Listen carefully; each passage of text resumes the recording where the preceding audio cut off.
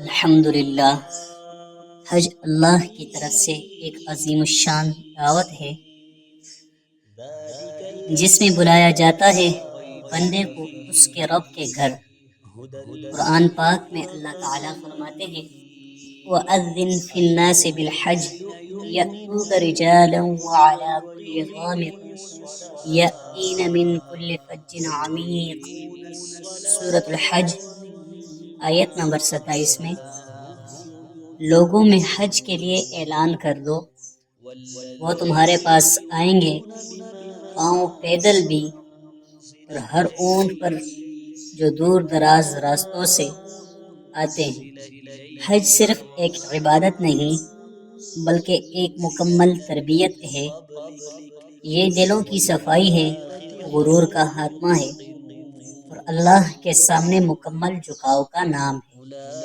حج وہ لمحہ ہے جب انسان لباس حرام میں دنیا کے ہر منصب، ہر حیثیت کو چھوڑ کر صرف ایک بندہ بن کر اپنے رب کے در پر حاضر ہوتا ہے۔ حدیث مبارکہ میں آتا ہے جس کا مفہوم ہے جس نے حج کیا اور کوئی فحش بات نہ کی اور نافرمانی نہ کی، وہ ایسے واپس آتا ہے جیسے آج ہی ماں کے پیٹ سے پیدا ہوا ہو۔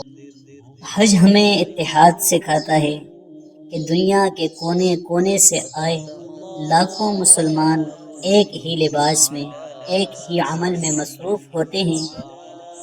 یہ ہمیں یاد دلاتا ہے کہ ہم سب برابر ہیں، رنگ، نسل، زبان یا ملک نہیں، بلکہ تقوی اصل پہچان ہے۔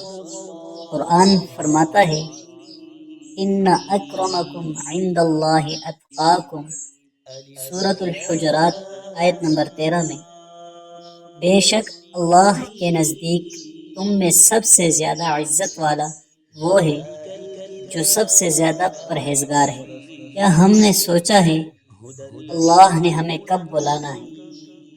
اگر ابھی زندگی ہے تو کیوں نہ ہم اپنے دل کو اللہ کے گھر کی طلب سے بھر دیں، اپنے والدین، بزرگوں اور خود کے لیے دعا کریں کہ ہمیں اللہ اپنے گھر کی حاضری نصیب کرے۔